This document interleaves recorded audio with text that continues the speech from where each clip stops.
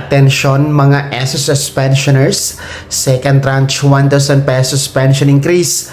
Latest update as of today, September 19, 2025, araw ng Biyernes. Ito nga po ay nanatili po na wala pong update, wala pang abiso at anunsyo mula sa SSS kung ano nga ba ang tunay na status dito. Kung ito nga po ba ay ibibigay pa, or ito nga ba ay ibibigay na, or ito nga ba ay hindi na ibibigay.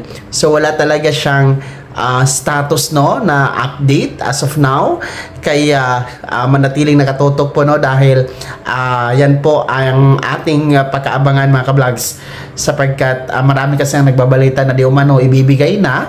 Huwag kayo maniwala muna dyan ha, dahil ang SSS po mismo ang magsasabi niyan at yan po ay kanilang i-anunsyo. Sa ngayon, wala pa po talaga ang second tranche at hindi pa ito aasahan sa buwan na ito ng September 2025 maging sa susunod na buwan, October 2025.